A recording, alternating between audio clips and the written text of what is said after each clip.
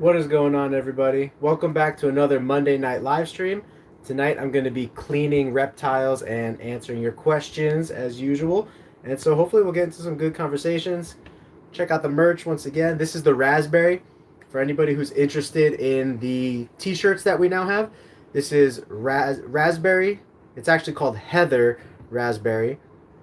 And the shirts are now available. There's our social media as well. And I'm going to be cleaning some animals here, so let's do it. Wow, 4 people jumped in. Brooke, I got you, Brooke. What color do you want? You know, we have the raspberry, we have the black, we have the cardinal, we have the forest green, the royal blue, and I think that's all 5 colors. Color and size. And I got you. You went live. I've been wanting to show my dad. Oh, awesome, Matthew. Well, thank you. Oh, that's right. Matthew's building the rack. Following our video, he did a great job of messaging me back and like saying the list of materials. So I actually pinned your comment, Matthew, the list of materials. I pinned that to the video so that people who come on can see. And then I just need to know the size, Brooke. If you want black, black is in stock right now. Raspberry I have to order more of. But as people express interest to me, I'm going to place the next order because we're running low on our first order quantity of shirts. So if you have interest in a shirt, let me know. And then that will spur me on to placing the second order, which is going to be an even larger order. And then we'll have basically all sizes and colors available. So we only have smalls. These shirts, I should say, they do run kind of tight. Just for people to have a reference, I'm 5'9", I'm 190 pounds. I can fit in a large, like a large shirt fits me, but especially after washing and drying and stuff, I'm much more comfortable in an extra large. So this is an extra large, 5'9", 190, you know, so...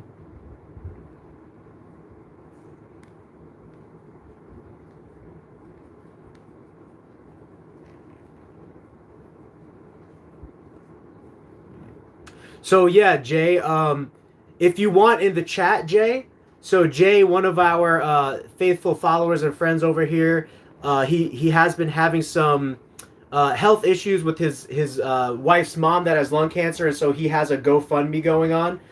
So please, if you can, go ahead and reach out to Jay Netherton here on the chat, and he can give you information as far as her GoFundMe link and all of that kind of stuff. I also shared the GoFundMe link on my Facebook page, so you can check that out as well.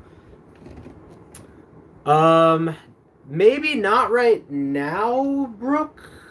I don't know. Maybe, probably not right now. Whitney's my wife. She's not feeling so good right now, so she's just kind of quietly resting and relaxing in the living room. But I can definitely use your help this week, Brooke. I didn't want to say anything because, like I said, I don't want you to feel obligated. But we have a lot of cleaning to do. A ton of cleaning to do. That's why I'm cleaning right now on stream, is because I got so much cleaning to do. And I'll probably be cleaning through the night until my eyes close. So whenever you are able to make it this week, that would be great. And we'll use your help, of course. So let me actually check what cleaning I have to do here. So the way that you breed out albino is the same way that you breed out any recessive gene. Is you have to take that animal, breed it to an animal that you know for sure is not het for anything, or even if it is het for something, the babies will become potential hets. And then those babies will have to be test bred for probably, if it's a female, you want to test breed that baby for 2 or 3 seasons before officially calling her het free.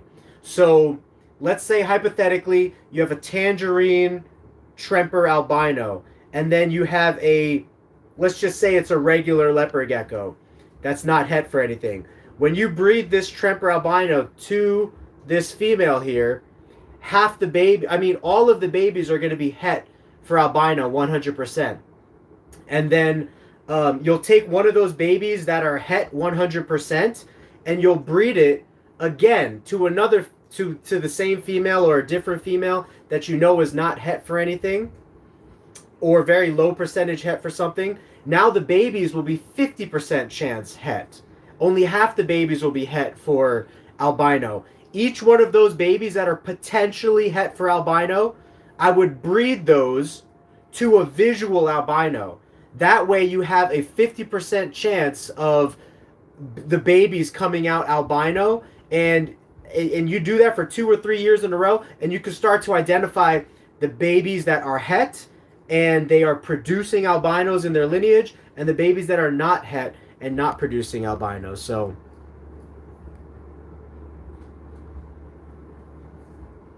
yeah, tomorrow would be great, Brooke. That'd be fantastic. Shoot me a text tonight if there's a time that you think, because that will help me know how early I should get up. Because if I'm cleaning late tonight, I usually sleep in pretty late the next morning if I'm up late cleaning. But if you're coming tomorrow morning, then I just want to make sure that I know about what time you're thinking you might be good to come, and that way I can be awake and get everything set and everything, you know. Yeah, so Matthew, I also have a couple good video links that I could show you for anyone who's interested in learning about what heat tape looks like.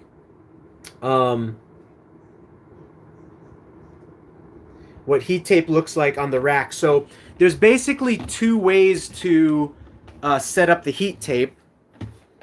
Way number 1 is snaking the heat tape through from top to bottom or bottom to top. Either way is okay. So basically, the heat tape will be connected to... So if you could see down here, you can't see down here. It's actually really difficult to see down there. But here's the plug. So here's the plug that the heat tape is connected to. So the heat tape actually starts down here. It snakes its way through the bottom shelf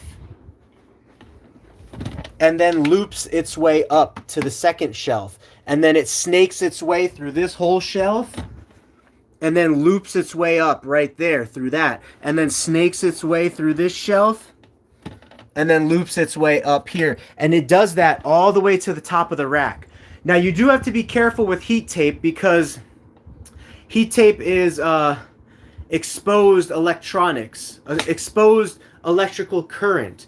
So you want to make sure that you close off all the open currents, especially when you get all the way to the very end.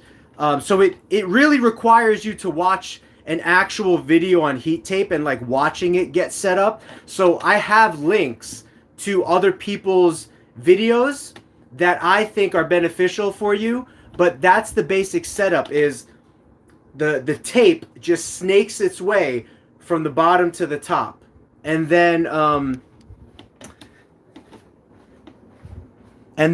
the heat tape actually plugs into a thermostat like this, which is called I use the Jumpstart thermostat from Amazon, and they're really cheap. They're only like $40, but they get the job done. So the heat tape plugs into here, and then when this is turned on, you could set the heat tape to whatever temperature that you want the probe to read. And there's the probe right there. So you can see the probe is taped to the outside of the heat tape here, so that if I set this to 90, that probe should cut off when it goes above 90. I would actually set it a little higher than 90 because it takes some heat to get through the bottom of this plastic. So I would actually set the probe at 95 is where I would set the probe. That way you know you're getting at least 90 to 93 degrees on the probe. But that's the gist of it. There's also another way to wire up your heat tape, which is called parallel soldering. So here the heat tape is not snaking shelf to shelf. The heat tape is just one strip here, one strip here, one strip here, but it's soldered at every level using 16 gauge wire, parallel style, going all the way down to what would be the plug. See? Here you can see what the plug looks like. This is what the plug looks like. This is called parallel wiring. When there's a wire that goes from here down here, and then it connects to the top, and then of course that wire connects to this, which is, in this case, it is a different the way my business partner set this one up, he actually has another plug outlet that this one is hooked up to. But ideally, what this would be connecting to is the thermostat, like this. And so it just kind of depends. But I think that might give you the basic gist of it. You basically need one side that is connecting to a plug, like this. You need one side that's connecting to a plug. Then you parallel wire it. You parallel solder it all the way up to the top. And then this you could actually seal off. If you don't want an extra plug, like we have an extra plug so that we can connect this to another unit. But if you're not connecting it to another unit, then you would just seal this off with electrical tape, any of the exposed pieces. But if you plan on building other racks, you could connect it to another thing like this, female end, so that this can now be plugged into the rack next to it, and you can put racks next to each other and plug them into each other. So that's basically it. You have two options. You can snake the heat tape through, or you can parallel solder the connections, you know? So, I mean, you really have to look at a video, unless, like, your dad really understands the concept of what I'm saying. If he understands the concept of what I'm saying, then I'm sure he can do it. But if not, you really have to look at a video, because you can get electrocuted and all those kinds of things, so.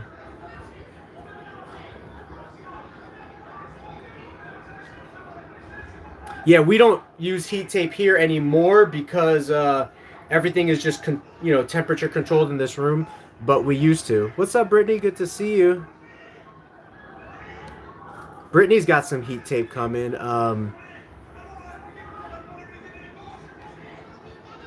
And depending on what company you order the heat tape from, they can also wire it up for you guys. So, like Brittany, I just sent Brittany 15 feet of heat tape. I wired it up for her. I soldered it and everything. It's one continuous piece of 15 feet.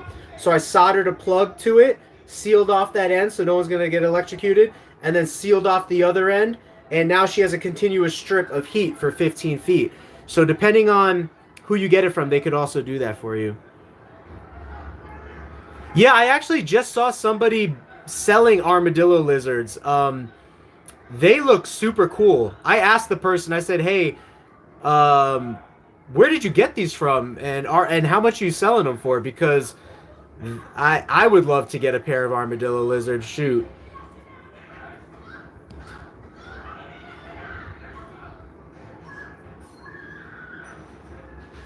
If you have a regular leopard gecko paired with the max snow, you're going to get 50% snows and 50% normals, because snow is a dominant trait that passes on to approximately 50% of the babies. Thurman Merman. So yeah, another thing too, if anyone is looking for a good deal on like a breeding setup, Jay is also downsizing his collection.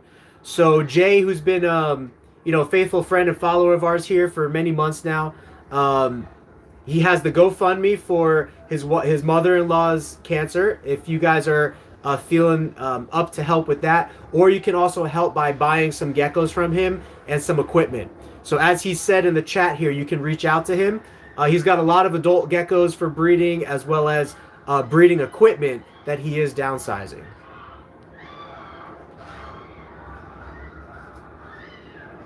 Oh, you never knew we had heat tape, Brooke? Yeah, it's tough to realize because I mean I don't really use it. So when you're here, yeah, if you're looking to scale your collection, holdback is the way to go. I actually plan on doing a video of how we scaled our collection from 3 geckos to 300 geckos in 3 years. The way that you do that is by holding back the babies and then rebreeding them the next year. So.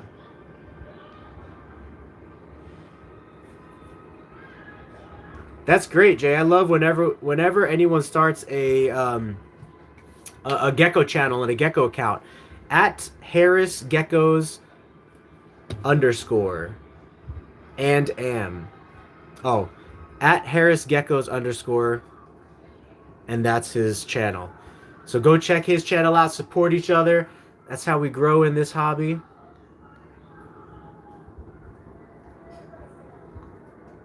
Yeah, Animal Plastics is another company. I haven't used them, but I've heard of them. They've been around a while.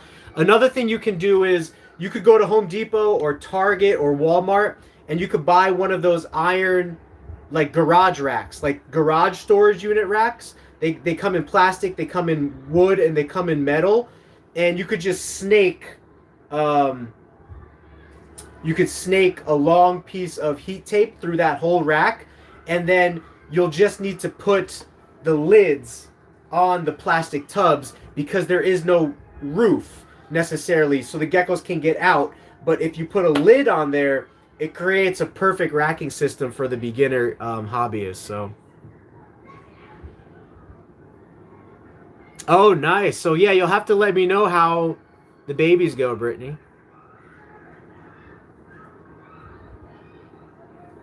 Yeah, for sure. If you want to order heat tape from us, like I said, we will pre-wire it for you so that you don't have to worry about any of that wiring. You just have to go through your rack and do whatever you got to do. Use a piece of string or calculate with some math. You want to calculate the length of each shelf, and then you also want to calculate about 7 inches or whatever the curve is to get to the next shelf. So I think that makes sense, right? You just want to calculate all of those bits and pieces in, and then we can definitely meet your demands. We are an official distributor right now of FlexWatt heat tape. They are the only American-made heat tape and the #1 safest heat tape to use in the world right now. So I chose to distribute that one because I feel the best about them. So.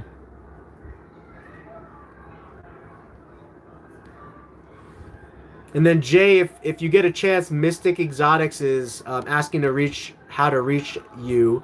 On Instagram, Jay is at Ruthless Reptiles. So if you're trying to help out Jay's mother-in-law or contact Jay for seeing what geckos he has to rehome and equipment, he's at Ruthless Reptiles. That's his handle there. Yeah, those racks are great. So I'll be right back. I'm gonna run in the restroom real quick, and then I'm gonna check to see what racks I need to clean right now, so I can start getting to that.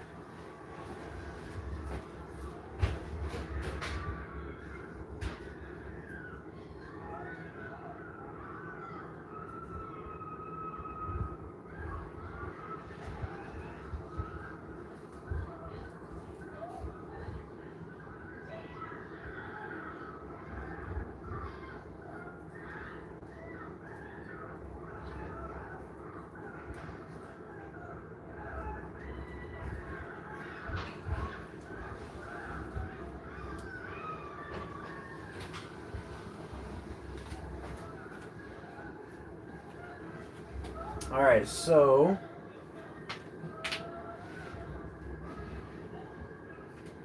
cool. We're gonna do some cleaning. I don't know if you guys want to see the geckos that we're cleaning, but I would have to turn the camera down. So yeah, so if I didn't see them, I'll definitely be keeping an eye out for those pictures. So you guys tell me. I mean, we could kind of play this by ear, but I can talk to you guys like this while I clean and look at questions, or I could kind of turn the camera down and you can look at geckos.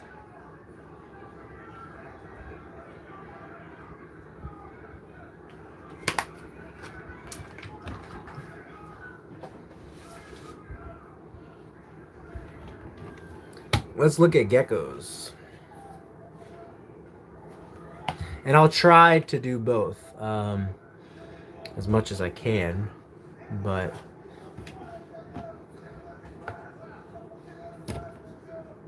cool. So here is, this is actually a Gen 4 Frosty Turk. So you can see how beautiful these guys are. It almost looks like they have mascara on, like as dark as their eye is. But this is the Lemon Frost Frosty Turk project. This is a Generation 4. So this animal is probably one of the most pure Turkmenicus Lemon Frost probably in the world right now. What's going on, Jay? Jim? So this is a Gen 4. It is 93, almost 94% Turkmenicus. And we're going to get her some new not substrate. We're going to get her, make sure she's all taken care of here in her tub. And that she's got everything she needs for the next week. I've also been doing a lot, I've been testing it out and doing some streaming on TikTok as well. So I apologize, but I've shown TikTok a little bit about the new system that we got going on here. It's a good system when you're working with a vast amount of animals. And I will kind of just show you how we're doing things. So we got her food right here. And I'm just going to change out her tub real quick.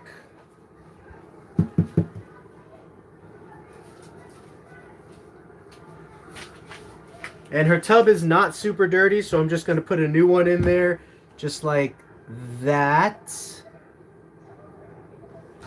Quick little spray. Put down her humid hide, food. Now here's the new part for us. We're starting to use disposable cups, and it's working great. These are literally 1 cent. You can buy these in bulk for 1 cent at different sizes. So this is what we use for our babies, juveniles, and then adults. And you could go to a store called webstaurant.com, or you could just do a Google search for them. But since this is a juvenile, I'm just going to pour some water in here. And now this juvenile has water for the week. And we don't have to do anything else for this gecko for 1 week. And this gecko will be perfectly fine on its own. So beautiful Generation 4 Frosty Turk. Yeah, eco-friendly. It also saves us so that we don't have to I don't have to wash and clean out bowls, because that can take up hours a week, washing and clean out bowls.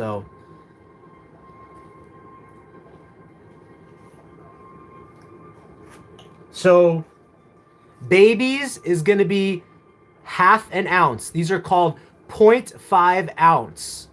I forget the name of the cup, but if you go to webstaurant.com, you can just search for like plastic cups, or message me and I'll get you the official name of the cup. But it is ½ ounce cup, plastic cups. For juveniles, these are 2 ounce plastic cups. And then for adults, we're looking at 3.5 ounce plastic cups, just so that they don't tip over.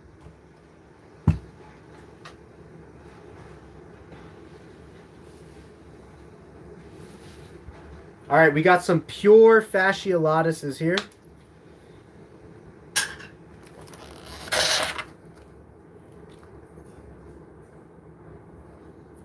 So here's some pure fasciolatuses. They tend to have a lot of lavender coloration. What's going on, Luna? Big G in the house. They tend to have a lot of lavender coloration, and they like to jump. You see that? No. And these ones, I think they're going into shed because they're looking a little darker. Usually the fasciolatus is very, very light, like really white and lavender. It's really cool. So I think the wild types are great to mix into any project you got going on. Tangerine, Black Knight. It's going to work out really, really great. So we came up with this saying on the TikTok live stream of when to change the gecko's tub. So I was trying to rhyme, and we came up with this saying, 5 poos, time to pay your newspaper dues, which means the newspaper needs a replacement after 5 poos or more in the tub.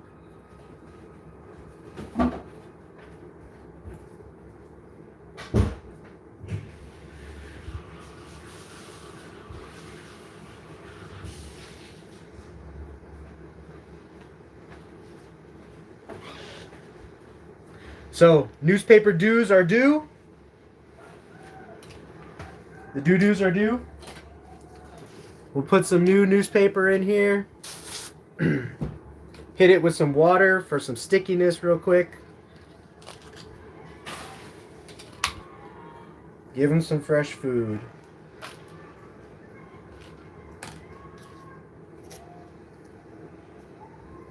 This might be a little bit overkill, but I like really trying to feed our babies a lot so we get them growing fast. So, and although these guys are babies, one of them would probably get a 0.5 ounce cup. But since there's 2 of them, I'm going to actually give them a 2 ounce cup.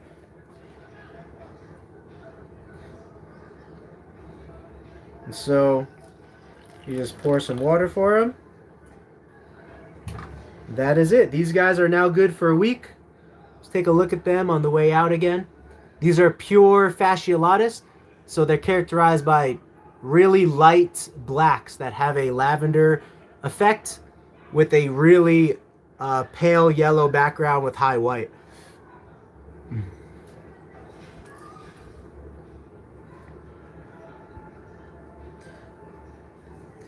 Jay's Insta also is Ruthless Reptiles.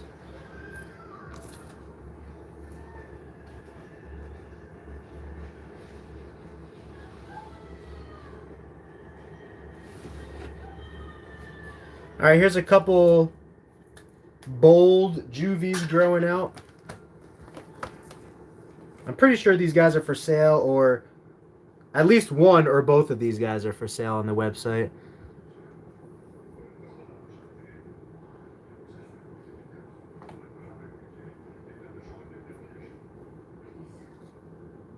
This one's called Ducky. Brooke named it Ducky because it has a super hypo back. So I think he just dropped it. Ruthless_reptiles_2021. I just don't have the ability on my screen right now to pop it into the chat. So just double check on that real quick. Ruthless_reptiles_2021. You can also go to our Facebook page. His GoFundMe is there on our Facebook page.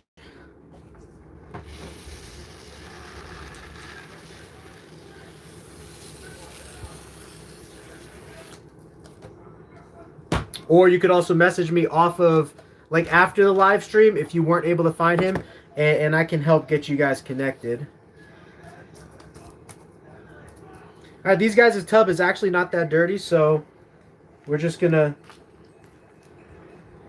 do worms for these guys. Worms and water. And these guys, since there's 2 of them, I'm going to actually give them the 3.5 ounce. The big Bertha deli cup thingy. So again, you can check these guys out. These guys, as well as a lot of other geckos like them, are for sale on our website right now. So,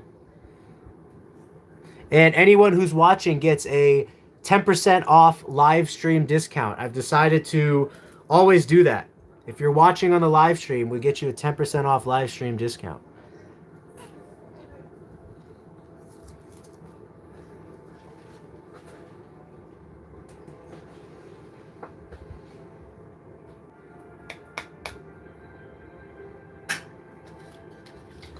Let's see who's in here. It's another bold, but which bold? Pretty sure this one's for sale as well.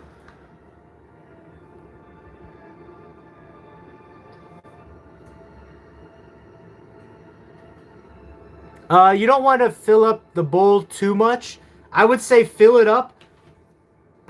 Depends how old your gecko is, but fill it up to the point where you start to notice how much the gecko is eating. So let's say, for example, if the gecko is eating 10 mealworms per day, put 15 of them in there and see if the gecko will eat 15.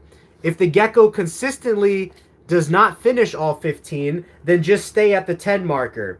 But as soon as the gecko eats all of their food, try putting in more for the next time, so that you're constantly upping the amount of food for the leopard gecko in accordance with how much the gecko wants to naturally eat. So that's how I like to feed these guys. I like to feed them a decent, well, I'm trying to grow these guys up for breeders too, so I'm trying to grow them up really fast. But in general, if you just have yours as a pet or whatever, feed them as much as they'll eat. Notice what their threshold is, and then little by little start to go past that threshold. And if they eat everything, keep giving them more. If they don't eat everything, then start giving them a little bit less. So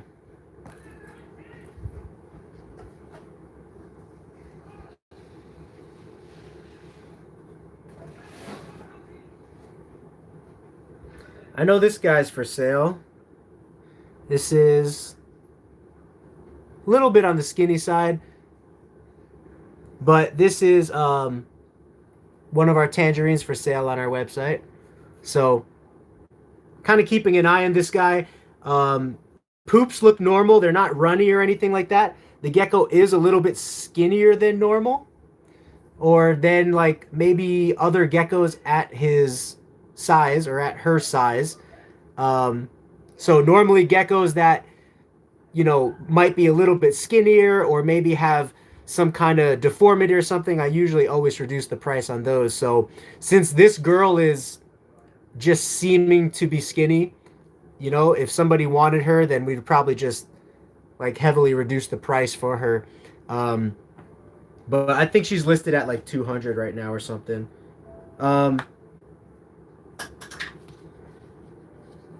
But some geckos just, you know, not every gecko is going to be the best eater and the fastest grower. So this one's taking off a little bit slower in life than maybe its siblings. So we're just kind of keeping an eye on her. Whenever that happens, I like to freshen up the food, because the mealworms, they shed in there a lot and everything. And since she's not eating a ton right now, I'm not going to, you know, if she's not eating a ton, there's no point in feeding her a ton. So I'm just going to put some mealworms in here. And again, a little bit of skinniness. I can see that there's a slight kink in the tail here. So is that possibly due to inbreeding? Possibly. Little issues like that can happen in inbreeding. It can also naturally just happen even if you're not inbreeding. Just, you know, unlucky genetics. I really don't think that it's a parasite issue, but obviously she's on our radar as being a little bit skinnier, to keep an eye on and to watch, you know. But I haven't had any proven parasite issues with any of my geckos in my collection, so I don't want to just automatically assume that for her, but obviously it's always on the watch list. So we're gonna do, I'm gonna give her a big bowl of water. Just keep monitoring her. She's not that old. She's only a couple months old. So her poos, I can see her poos right here. They look normal. They're not runny. So maybe she's just not eating a lot, which can happen, you know. There's a few different reasons why a gecko might not eat. If they're not completely comfortable in their environment, if they have parasites, could be an issue. During breeding could be an issue. Brumation could be an issue. And then possibly even just sort of genetic things that we don't see. So like with a lot of inbreeding, like sometimes with tangerines or black knights, some geckos will come out a little bit smaller, and it takes them a little bit, it takes them a little bit more encouragement in life to get them going compared to like geckos that are not experiencing that problem. So it could really be a number of things, but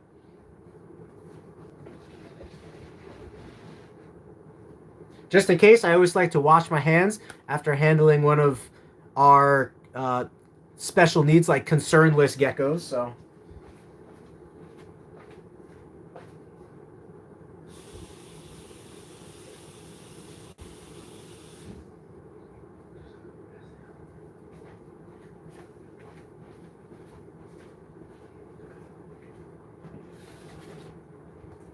All right, this one's nice and big.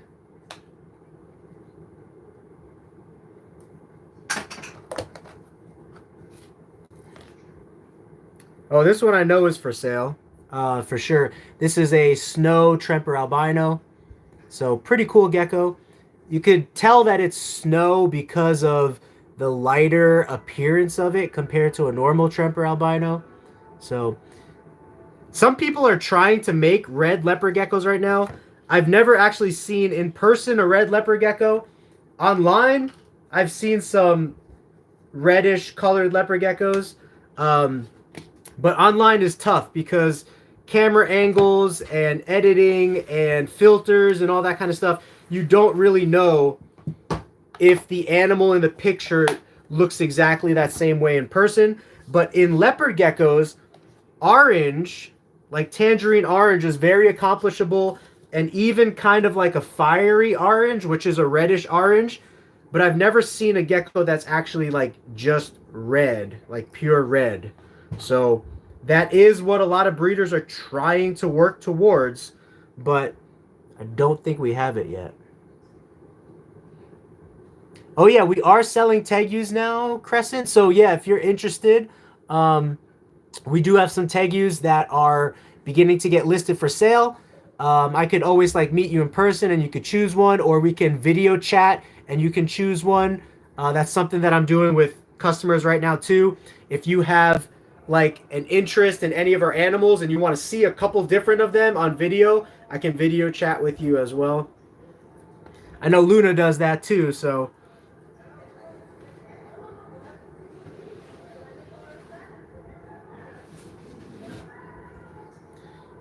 There we go. I don't think. Yeah, this one's not for sale because it is a raptor.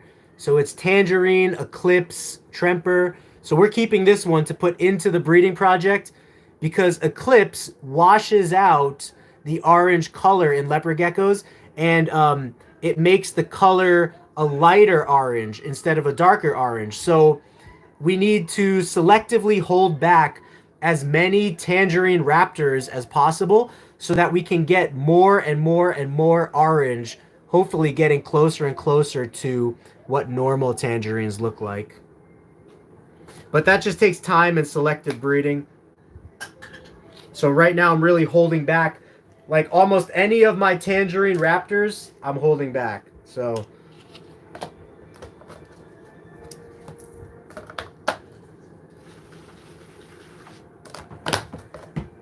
perfect. There's not too many poos here. Less than 5 poos. No need to pay the newspaper dues. So we don't need to change the newspaper for that.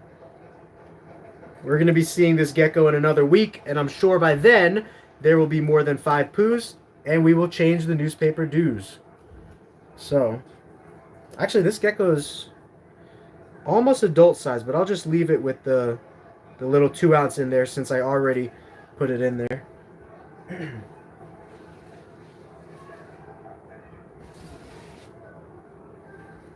Here's another big one.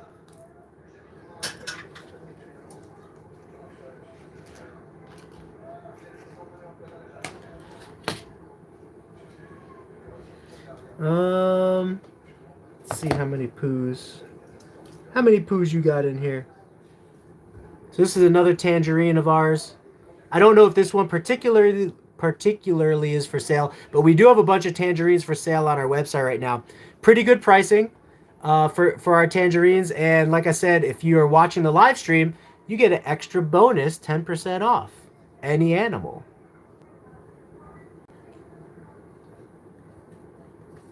Oh, whoops, we don't want to put her in there. We want to put her in here for viewing.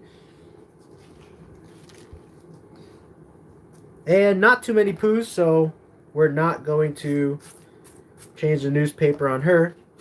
But we will give her an adult water. So here's the adult water size. It's just bigger and harder to tip over, you know, for bigger geckos. So, and again, I'm in a room where the lighting is yellow. So the yellow lighting in this room is going to make the geckos appear a little bit more yellow than they really are, which is orange. There is no code. If you go to buy an animal from me and you're in the live stream, just say, hey, I would like to buy this animal, or I'm interested in buying this animal, and then just tell me I was also in your live stream, and then I will know to give you the 10% off live stream discount. So that goes for TikTok or YouTube or Instagram, but I mainly do live streams on YouTube and TikTok. So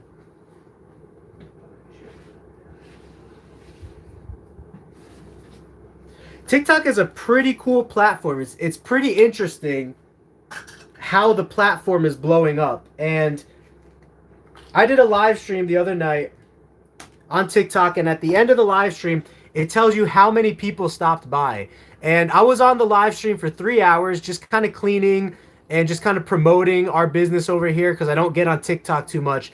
And in 3 hours, 22,000 people stopped by for some period of time.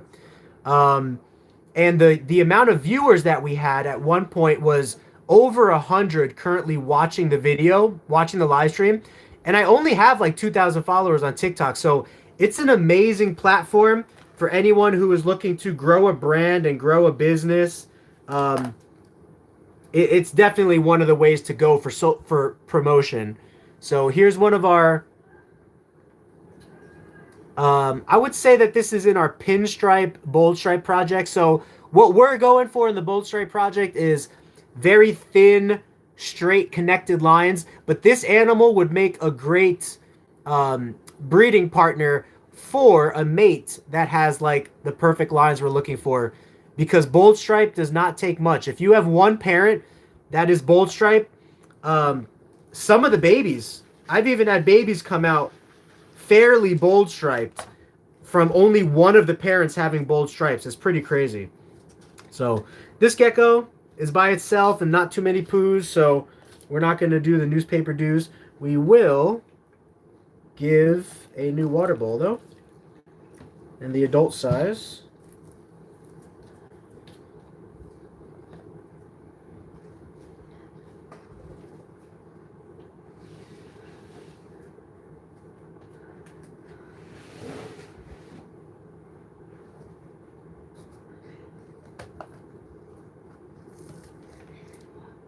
Here's a fairly nice bold stripe of ours. So the stripes are really nice on this one, but it does have some pattern in the middle of the back, which is ideally not what we want in a bold stripe, but this is still going to make a great breeder for a bold stripe.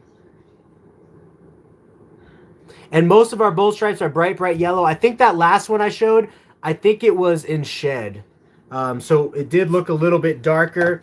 But most of our bold stripes come from a very, like a super high yellow lineage. Which is why even the ones that don't come out bold stripe, they still have very nice coloring. And so whenever you, like if you look on our website and you see that I have listed on there bolds, they came from the bold stripe lineage where there's very high levels of green, high levels of yellow, in some cases hues of orange. Very nice lineage. All of our bold stuff comes from. So you really can't go wrong color-wise with the purchase there if you're just looking to produce some nice colorful geckos and get some nice color into your projects. But probably next year we're gonna start to have actual bold stripes that we can release. Right now on our website we have some like partial bold stripes and like, you know, 75% bold stripes or so, but the best is we're really holding back for breeders. You know, like this is a pretty nice one, really nice bright yellow, really dark pinstripe stripes. So definitely holding this one back to breed.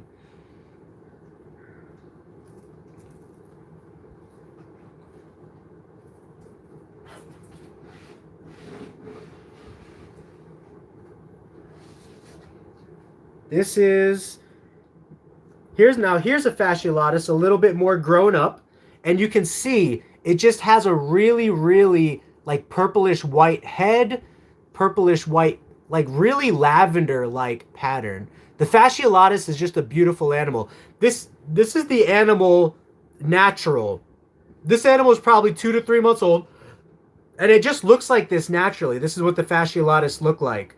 And so imagine putting this into Black Knight or Tangerine, or like what we did, we put this into Snow. So I bred a Max Snow to this. I bred a Max Snow to a fasciolatus. A Snow is white, a fasciolatus is white. So how much more do you think their babies are just going to be like really awesome looking? So I think we only got a couple babies from that pairing, but we'll be growing them up. There's some poo in here, so I have to rinse it out real quick.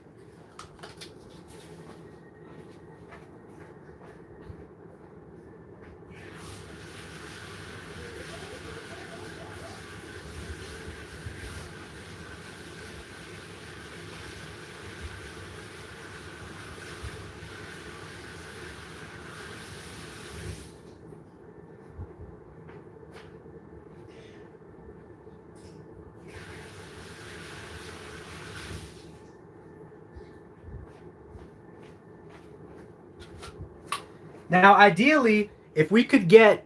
She made a little getaway here.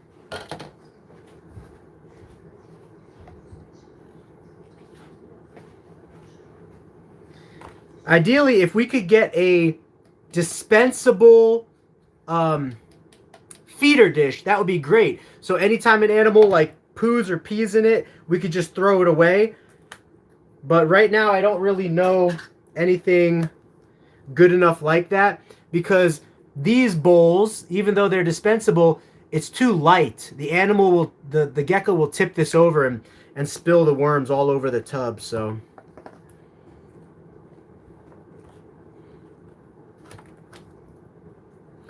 all right, so we got some skin and stuff in here. I'm just gonna clean this up.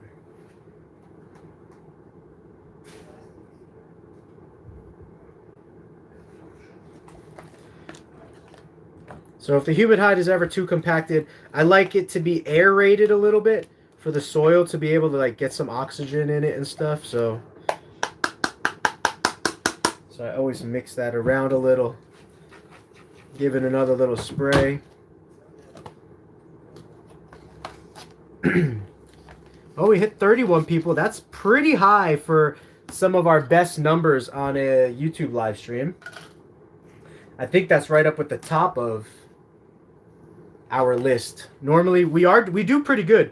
Normally we do average about 20, about 15 to 20. But so to get 30 is, or anything above 30 is great. So appreciate you guys. Again, we'll take a look at this fasciolatus. 33. I think that's officially the highest I've ever had on a live stream. So let's see how high we can get. See if you can share this on your Facebook pages and whatnot, and see if we can get more in here. But this is a fasciolatus. Again, completely wild type fasciolatus. I'd have to look to see what region they're from in the Middle East, but they are from a particular region. You can completely breed them with Black Knights, Tangerines, anything.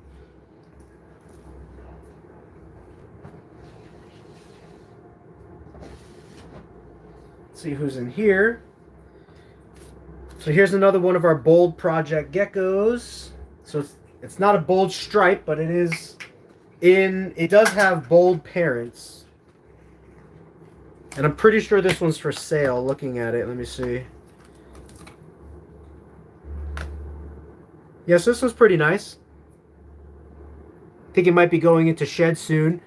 But even about going into shed, you could see just how bright yellow these geckos are. So if you're really looking for a very nice yellow and green gecko, all of our bold stuff has really nice yellow and green hues to it, bright yellows, and of course the same with our tangerine. Our tangerine lines have high amounts of emerine green mixed in there too.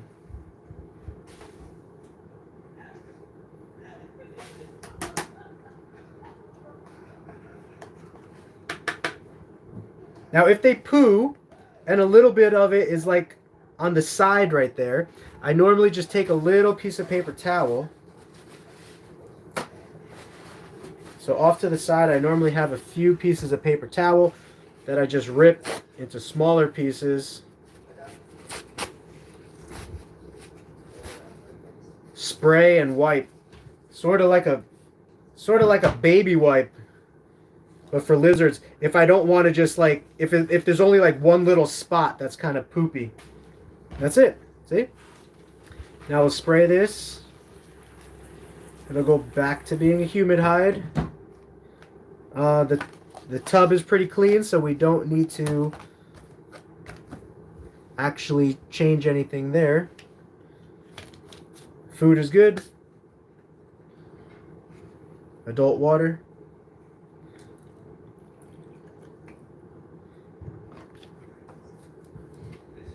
I don't think I've gotten to show this off on the live stream yet, but we also now have these holographic stickers. So anybody who makes any kind of purchase, they get a free holographic sticker from us. As well as some holographic business cards we have now. So pretty cool.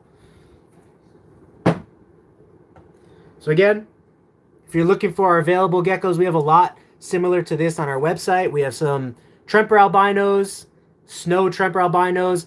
We have some tangerines and some Tremper tangerines, all available right now still. And don't forget to take advantage of your live stream 10% off discount when you mention it to me at checkout. I saw one little poo I missed.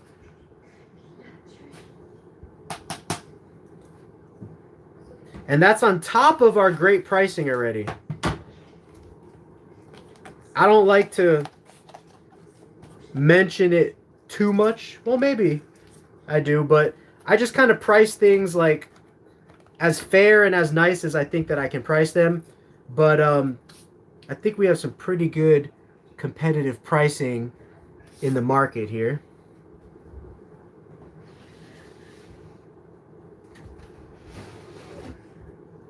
All right, here's another Gen 4. Wow, this Gen 4 is really like a darker yellow compared to a lot of my Gen 4s are a brighter yellow, but this is a Frosty Turk. So Turkmenicus Lemon Frost. I believe it's Gen 4. I have to double check now, but if it is a Gen 4, then that means that it's 94% Turkmenicus. So we're trying to stay out. You know, if you guys are unaware of what's happening with the Lemon Frost gene, the Lemon Frost gene is like severely deteriorated in the Macularis bloodline, or at least in the original Macularis bloodline. So the idea of this project is to go far away from the Macularis bloodline. Go to Fasciolatus, go to Turkmenicus, go to Afghanicus, and see what happens. So I'd have to see who the parents are of this one, but this one's looking really nice right now. Let you guys take a look at her here.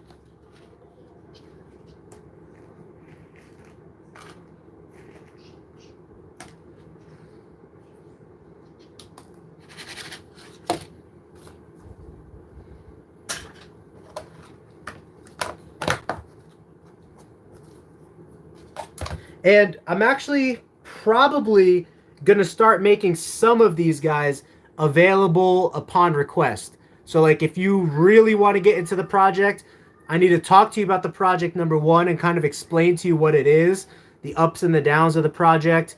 And then we can kind of select based off of your desires what we think is best for you. But we have like some generation 1s, 2s, 3s, 4s. And then we also have the ones that are not Lemon Frost. They're just, you know, 94% Turkmenicus, but they don't have the Lemon Frost gene, you know. And those ones will be on the cheaper side. Those ones will probably just be like $100 because they're just a nice animal to genetics-wise to like cross into your collection. But since they don't have the actual mutation, you're missing out on, you know, the genetic perks of that mutation. So there's that.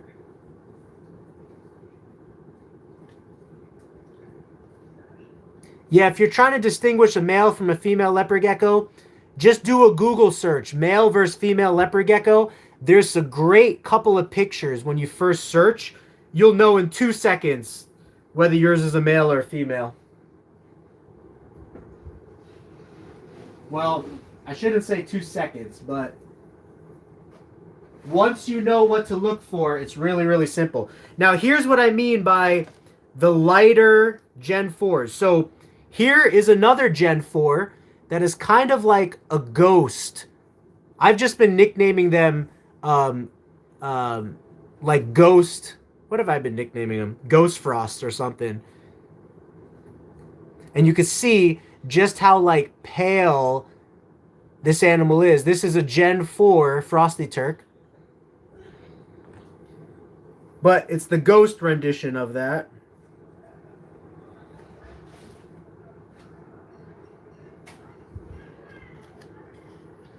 This bowl is pretty dirty, so I'm going to rinse it. But this is what I would consider to also be another ghost. So this is another ghost. It's really light, pale yellow. Frosty Turk. So ghosty frosts, frosty ghosts, whatever you want to call it for now until it is officially dubbed. But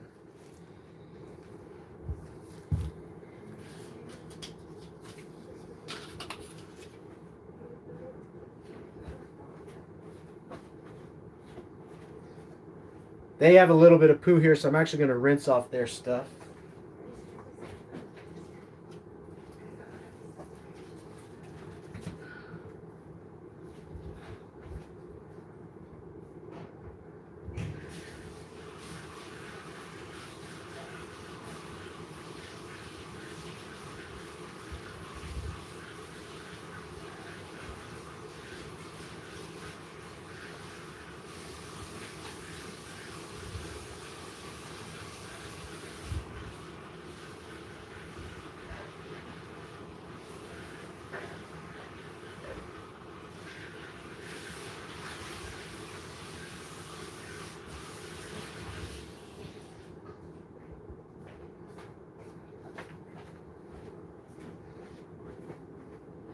Alright, so they got some clean stuff now.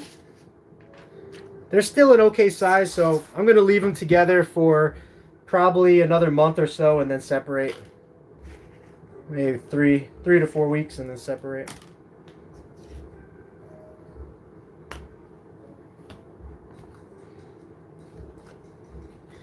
And yep, it's all clean in there.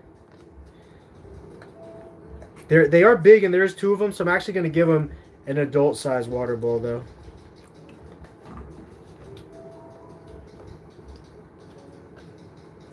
And again, I'll show these guys to you on the way out.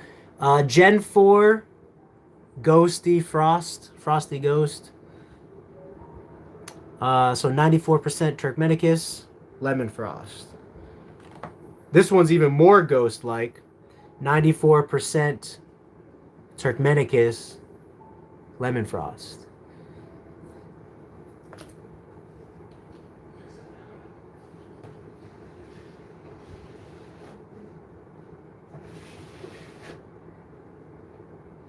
Oh, where's this guy? Oh, this guy must have been on a special diet. So some geckos are on a special diet.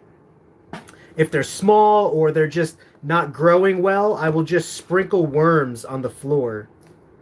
And yeah, you can really see this guy. Honestly, I was giving this guy another week to see if this guy would get better. But this guy can barely open his eyes. His tail is super, super skinny. And so what I did for him was he was on a 1 week trial to see if he got better. And so what I do for animals that are just struggling a little bit, I will put let's see. I'll put them in here without a food bowl, so it'll be just like a human hide, or maybe not even a human hide, and I'll sprinkle their food on the ground. That's because it's easier to find food on the ground, and so therefore that will give them the best chance of life. You can see just how skinny this guy is. He can barely open his eyes. He has an eye deformity, and so I was seeing if he would make it, but as skinny as he is, he's kind of at that point right now where he's not going to get better.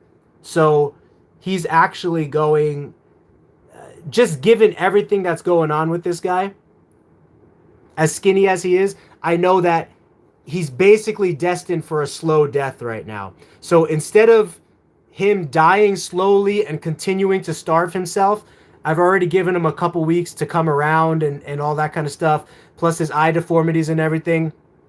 I'm actually going to, it's going to sound sad, but I'm actually going to take this guy out back right now, and I'm going to put him out of his misery so that he no longer has to be starving to death and having eye issues and just being super stressed out. So I will be right back.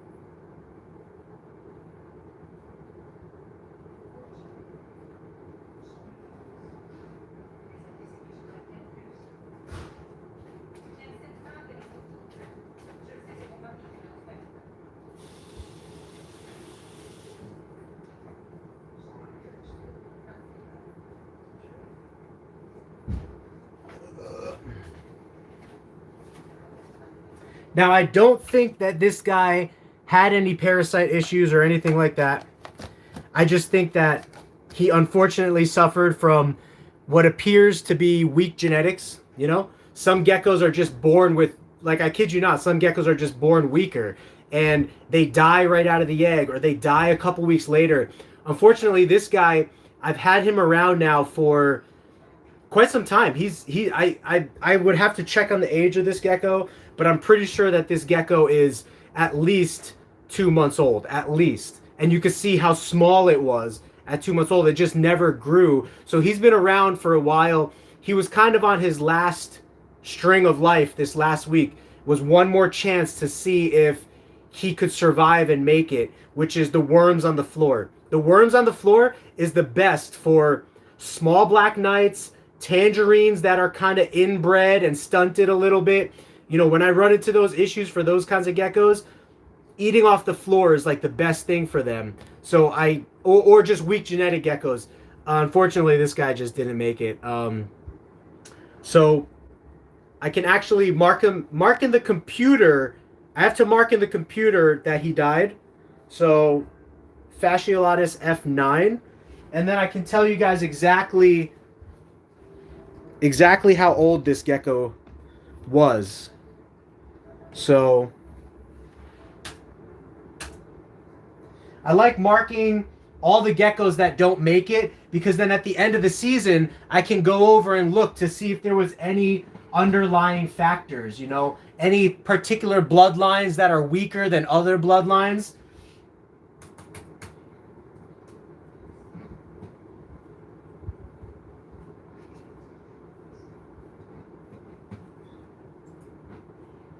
Okay, so yeah, this was Fasciolatus F9.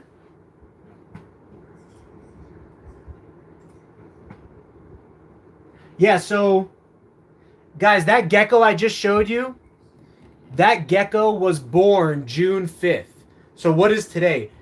July 5th is 1 month. August 5th is 2 months. Today's August 9th. So that gecko that I just showed you was 2 months old. It had dented in eyes. It just wasn't able to thrive. It just wasn't able to survive. So I'm just going to mark in here now. I'm going to mark that I had to put it down for weak genetics. I'll put the date, and then I'll also put gecko never grew past hatchling size. I'll also put that it had dented in eye deformality, and that's probably it. So, had to put the gecko down for weak genetics on August 9th. Gecko never grew past hatchling size, and it had a dented in eye deformality. Fasciolatus F9, Fasciolatus F9. That way now,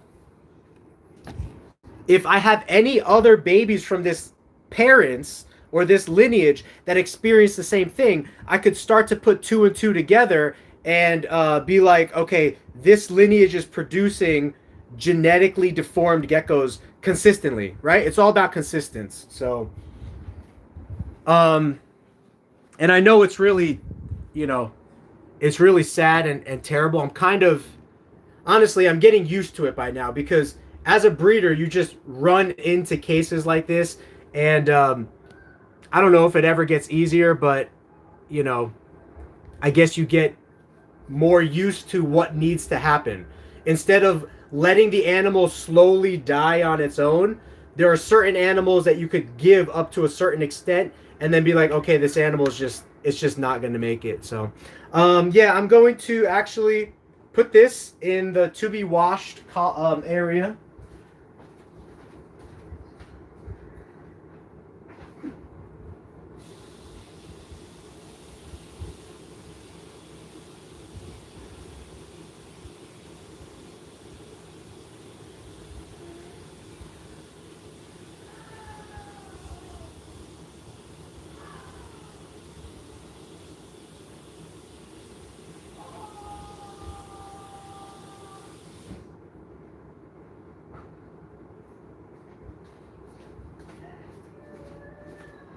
And we're going to get back to cleaning some geckos here, so.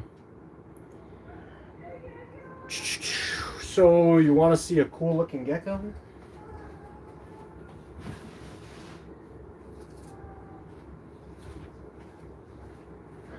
Here's a cool looking gecko. Here's one of our adult male black knights. So he's really cool. He was put to 5 Black Knight females this year, and we do have a lot of really nice Black Knight babies from him.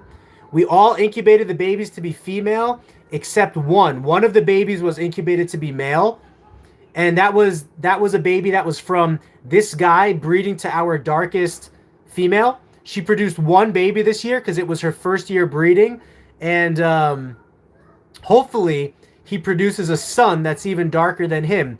But next year, we should have somewhere around 5 to 10 Black Knight females that are going to breed to this guy, and we will incubate every single one of their eggs to be male so that we can hopefully produce a male that is even darker than this guy and really start enhancing our Black Knight bloodlines even more than they already are because of the numbers game. So whenever you're talking about line breeding, it's always a numbers game. Tangerine, Bold Stripe, Black Knight, those are all line bred stuff. If you want to get the best of the best, you need numbers. So instead of incubating 5 babies to be male, we're going to incubate whatever it might be, 50 babies to be male, right? And then out of those 50, now you have a much higher pool of quality that you can get out of it, you know? So our YouTube live streams are every Monday night at 7 p.m. Pacific Standard Time.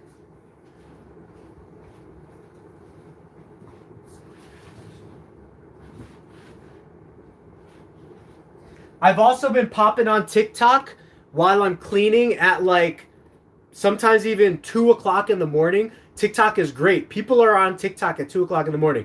At 2 o'clock in the morning, I had 20,000 people stop by my TikTok the other night on TikTok Live, because TikTok has lives. So feel free to follow us on TikTok. I do some spontaneous live streams in the middle of the night while I'm cleaning on TikTok. But for YouTube, it's much more organized and structured, as Monday nights at 7 p.m. is our live stream.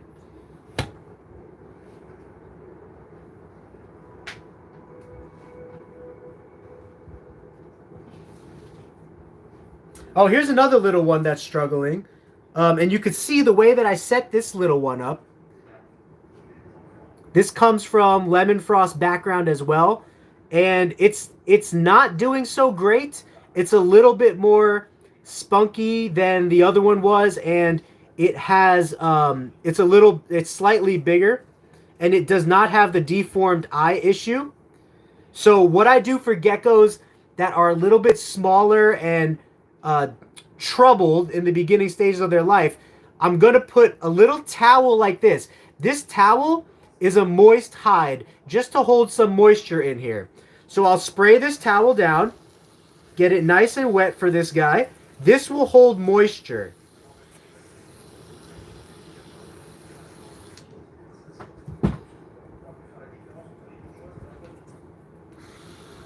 And then I'll kind of spray the walls. I'll refill this guy's water dish. Sometimes spraying the walls, it makes it common sense, or it makes it easier for them to drink.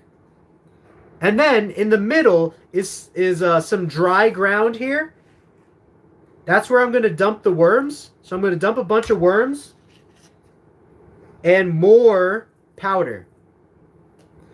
And I'll probably give this animal, you know, another week or so and reevaluate its condition in a week to see if this animal needs to be put down or not. I know it seems weird. You guys kind of hit me up on a bad night where it just seems like I'm putting down animals, but I promise you, putting down animals is very rare.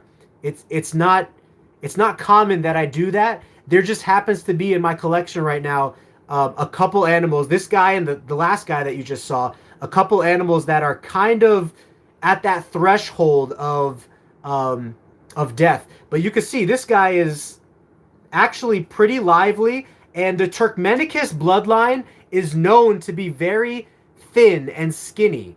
So I don't know. Either this guy's just not eating, or he doesn't like his environment, whatever it might be. He's been in our collection now as well for a couple of months, and he hasn't grown past hatchling size. So maybe over the next 2 to 3 weeks, he'll show his true colors, whether he's going to push through and make it in life or not.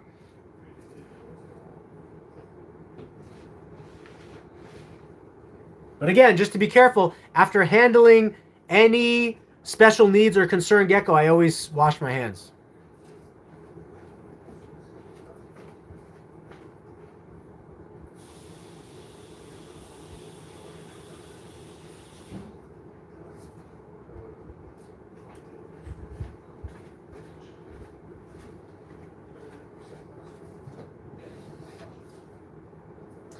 All right. These guys look pretty clean.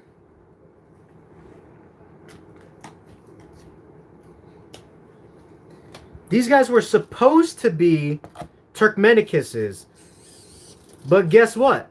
One of them came out Lemon Frost. So that means that the original Lemon Frost pairing that I thought failed, turns out it didn't fail, because this one came out Lemon Frost. So I'm going to have to look over which Lemon Frost parent that I tried to breed to these little ones, And then I'm going to have to mark down that apparently it was successful when I thought it wasn't successful. So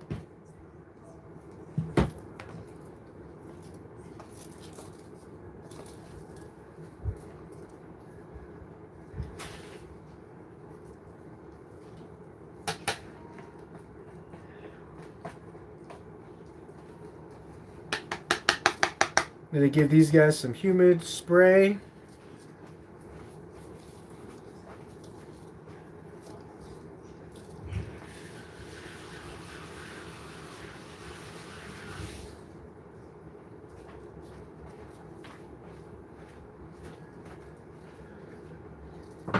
So here we go. You can see these guys are pretty lively, running around. And they are a little bit slender. They're not skinny, but they are slender. But that is kind of characteristic of the Turkmenicus bloodline. So, actually, let me see if I could show this to you real quick. So I showed you, here is one sibling, which is a Gen 4 Frosty Turk. And then here's the other sibling, which did not inherit the lemon frost gene. And so you could see it is not shining yellow, or it doesn't have that lemon frost look to it like the other one does.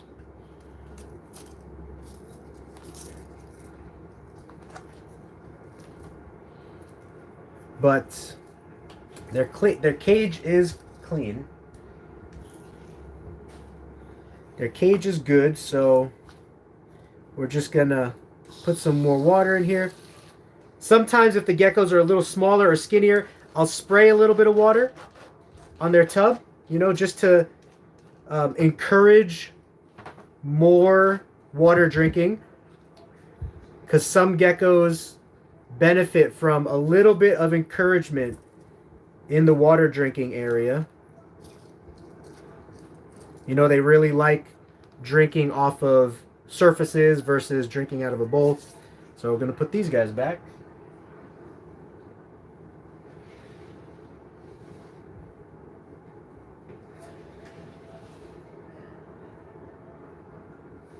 Okay.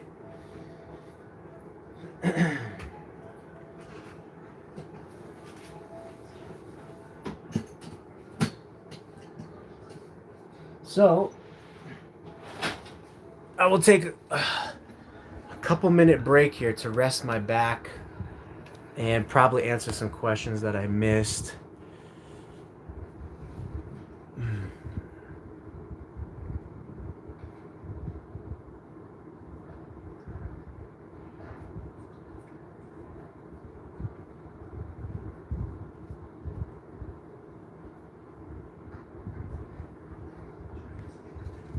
Yeah, I'm not sure, Jelly, what you mentioned about your gecko, but geckos can go off of food during breeding season or going into brumation. They could naturally just not want to eat, especially as they get older. But if you have a young gecko that's not eating, just make sure the food is very visible to them. Young geckos love crickets that are smaller than the size of their head, smaller than the width in between the eyes of their head. Most leopard geckos really, really love mealworms. So you'll want to use a little mealworm dish like you've seen in this video and pop some mealworms in there with some calcium with D3, and that usually gets them going. So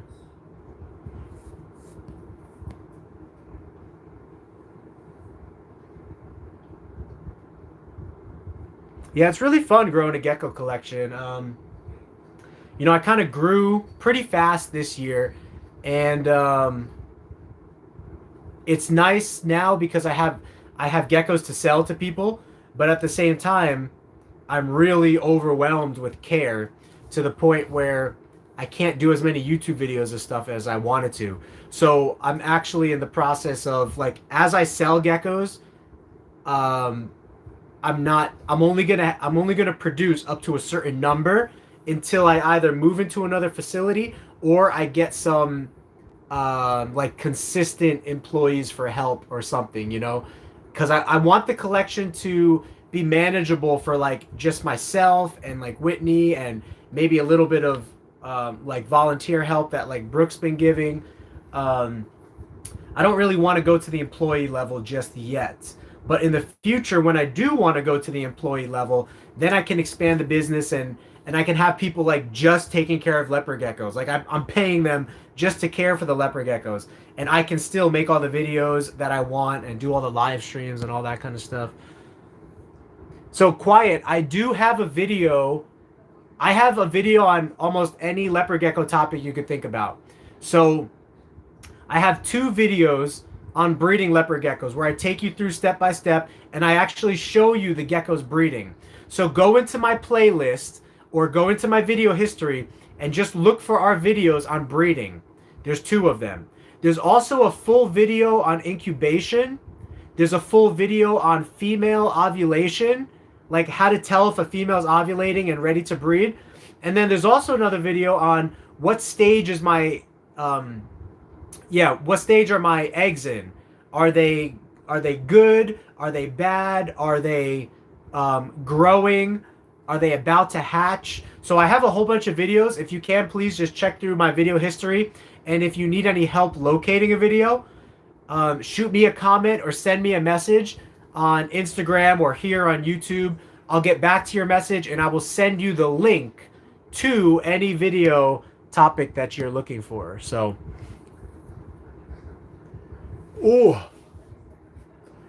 so I really like writing down. Thank you. Yeah, message me please and I'll get you that link if needed. I really like writing down accomplishments, especially when you are trying to be motivated. So we finished baby column 3 right now. So you can see, look what's on the to-do list for today. Baby column 3, baby column 4, baby column 5, adult column 3, adult column 4, adult column 5. This is all the cleaning that I got to do tonight. Or I mean, as much as I can get done tonight. And whatever doesn't get done gets carried over into the next day. But now that baby column 3 is done, we could do something that's so gratifying and satisfying. And that's just cleaning. This is not even including breeding, setting up babies that hatched. See, I have to check female eggs tonight. I also have to set up babies that hatched tonight because they haven't been set up for 3 days. Or I haven't checked the incubator for 3 days, which means there's probably babies in there that are like 1 day old or maybe 2 max or something like that. But so baby 3 is done. And this is just for leopard geckos. I also have something I wanted to do tonight for the snakes, which is get all of their water done. I know I'm not going to get this done though, because there's just the snakes are like 5 hours worth of work. And so that's 5 hours worth of work. This is probably like 8 hours worth of work. So I know I'm not getting all that done for sure. And this is probably like 1 hour worth of work.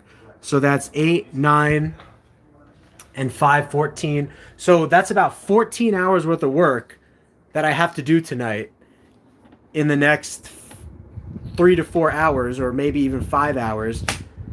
And so I know that that's not all getting done. So, but Brooke is coming tomorrow to help as well. So I feel good about that.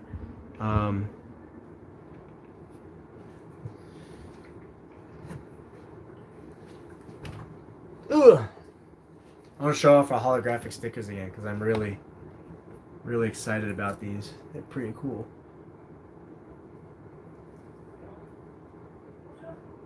So you now get these.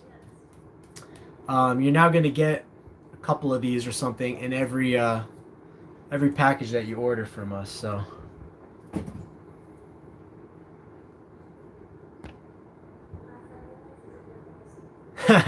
Thank you, Jay Lee. That is motivating. As you can tell, I'm probably a little bit... I'm so OCD too. Like, I try to hold myself accountable so much that it's not necessarily even like the tiredness that gets me, because I am tired, trust me, like doing all this work.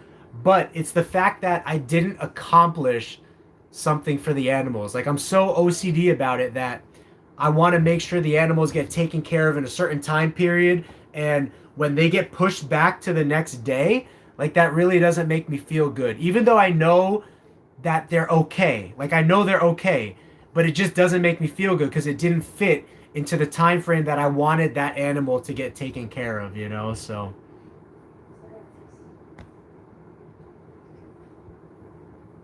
see ya, Apex. Another female gecko. Name your gecko something that it reminds you of, like its pattern or color or something. So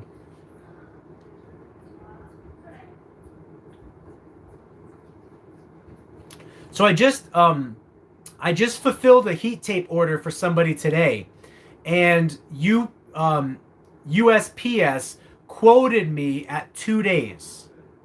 So if you order heat tape from me, it's probably going to be about 2 to 3 days, according to USPS's time frame.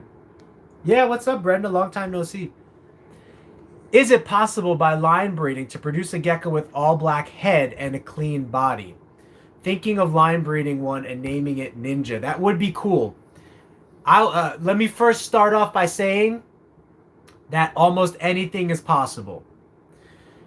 Do I foresee that being probable by any means of knowledge that I currently have in the gecko game right now?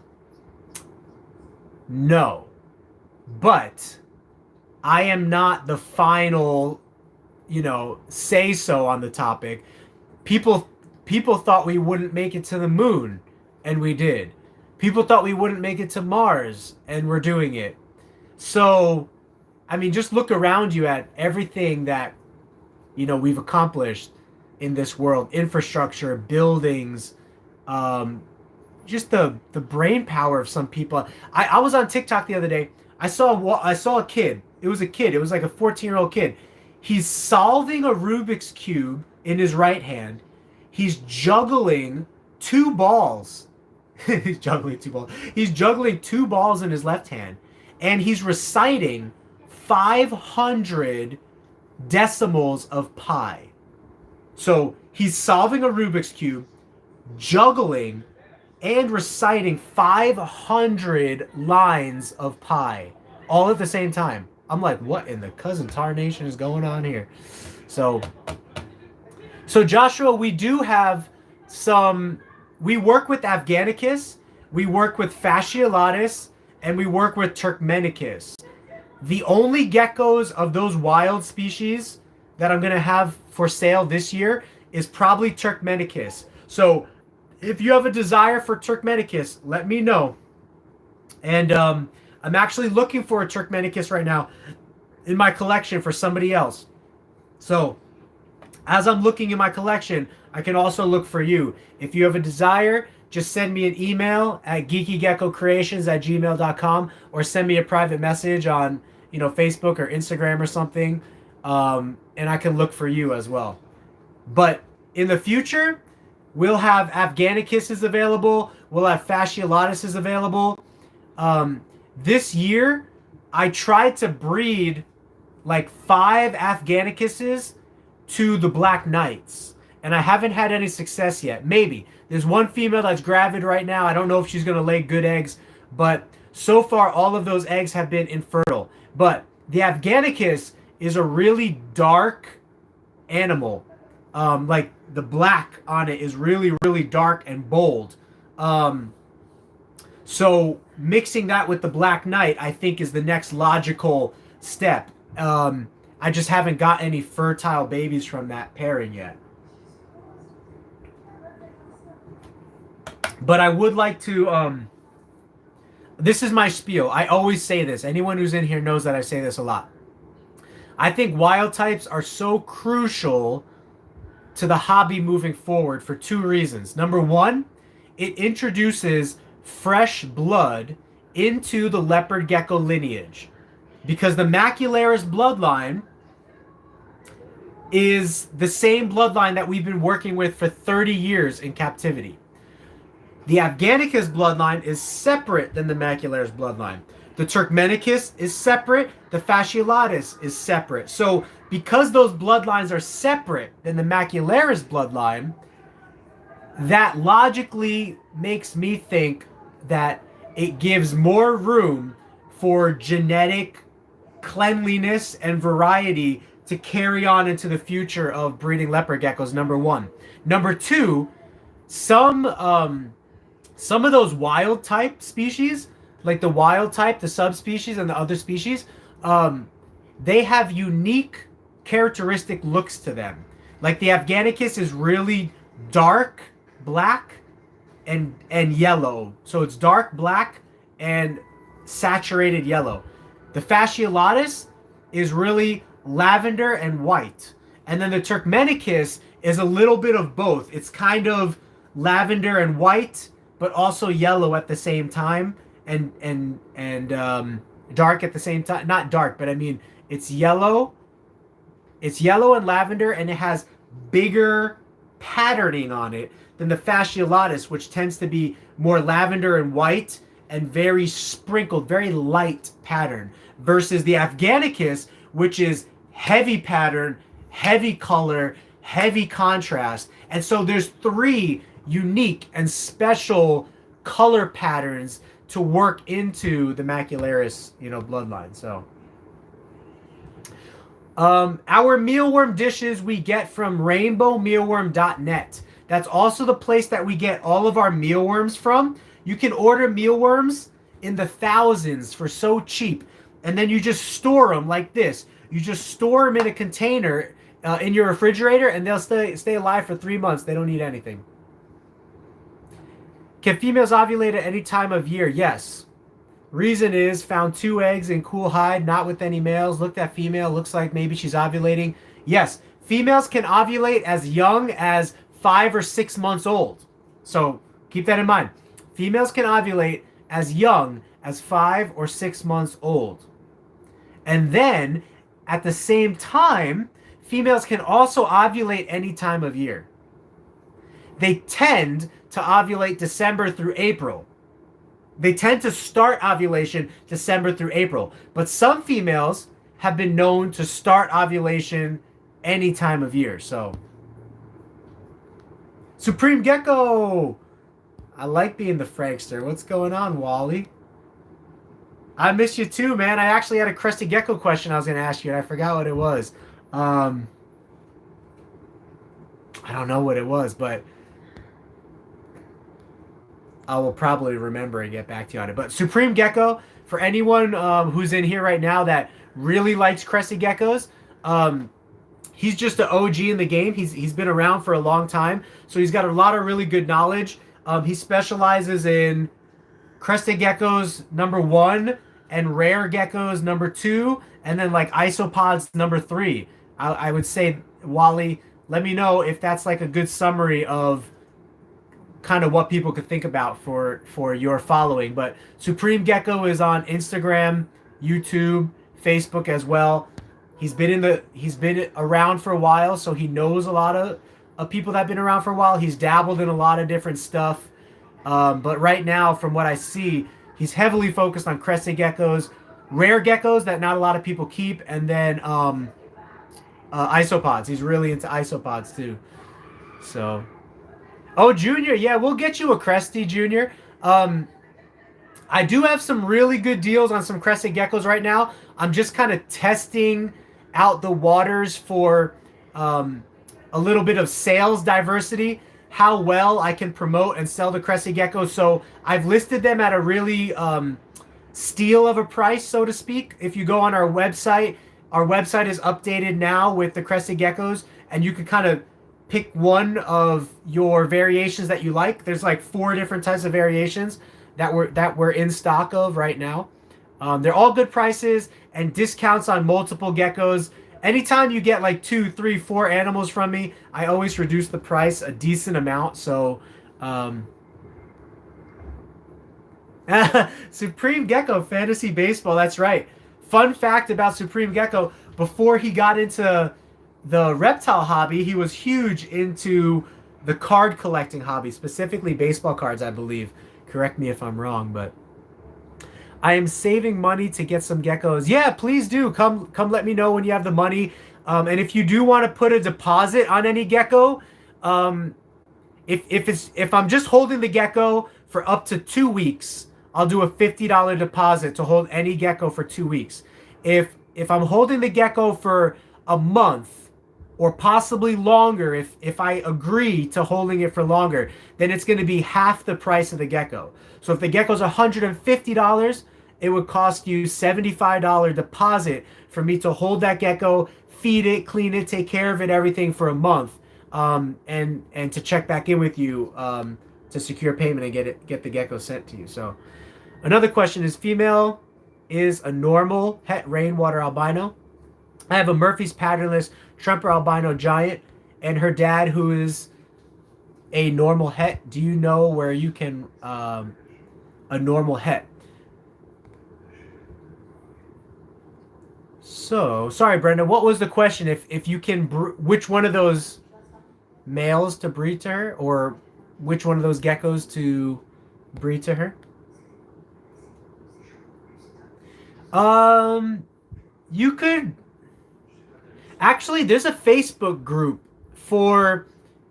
I think it's called like Leopard Gecko Rescue or Leopard Geckos for Free.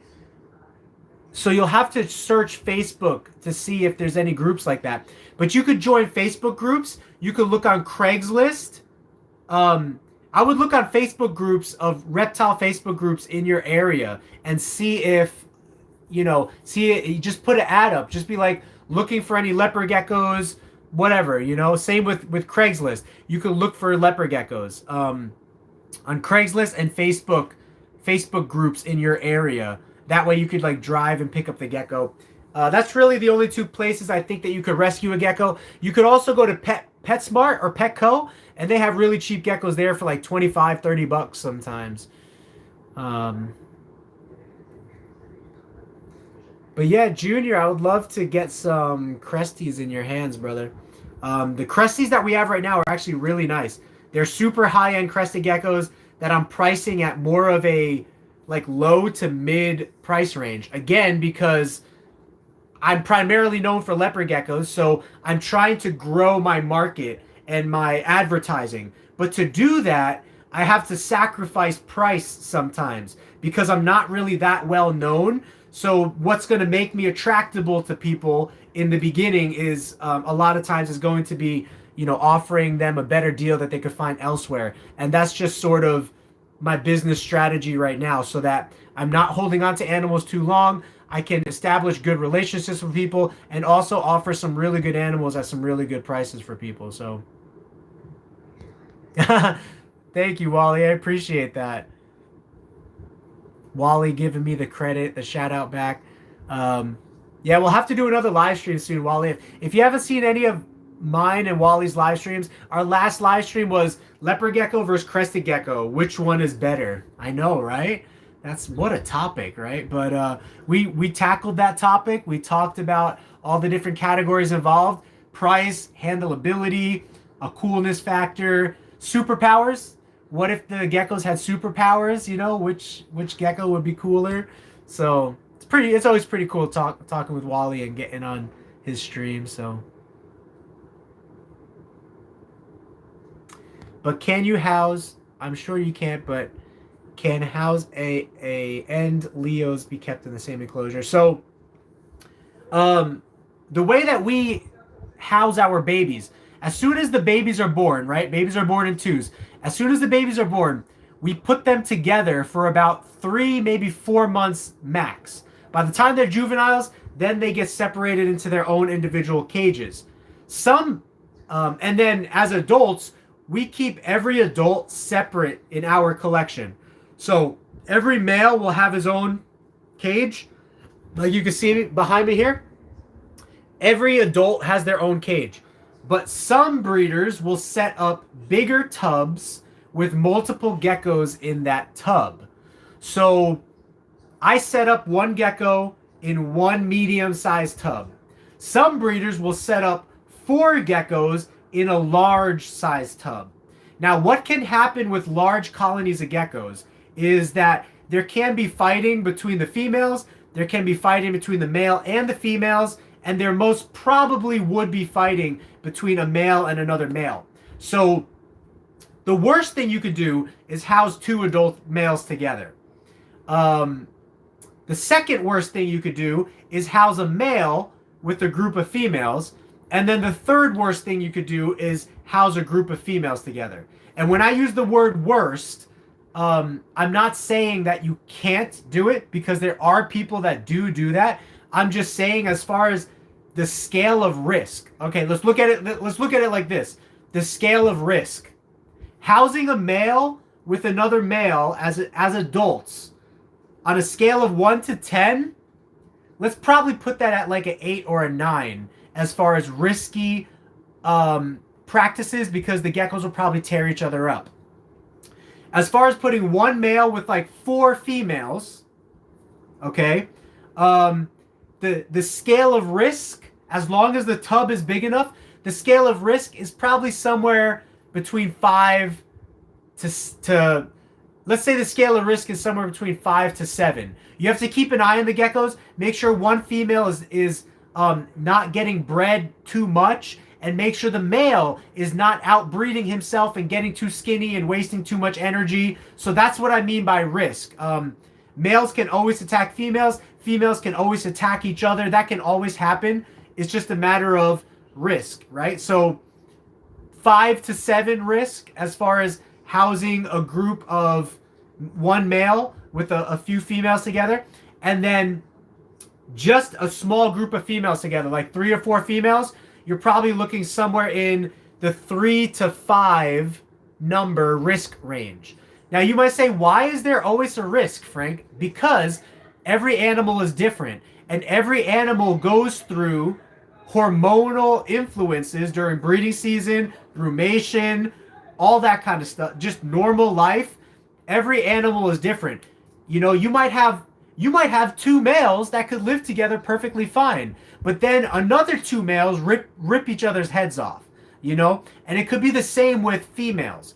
You might have 2 females that live together perfectly fine, but then you might have another 2 females that constantly attack each other, bite each other's tails and stuff like that, and constantly bother each other. So that's the risk factor. 2 males together is the most risky. A male with a few females is middle risky, and then a few females together is lower end risky, but it's all risky regardless. So I'm up for a live stream anytime you're ready. Hopefully this time you win. I'm gonna have to prepare myself, Wally. I'm gonna have to prepare myself. How many geckos do you have altogether? Leopard geckos, we have about, I want to say 300 to 350 right now, with more babies in the incubator still for this season. Next year, we're hopefully gonna be pushing about 700 to 800 babies, if I can move those babies, you know? I mean, I'm gonna have to, one way or another. Whether I'm wholesaling them or retail selling them, whatever the case is, I'm gonna have to move those babies because I don't have space for 800 babies. But this rack behind me has space for almost 200 babies. And so as long as I can take babies in, get them set up, get them sold, and moved out of the rack, I can keep a constant flow of babies throughout the year coming and going. So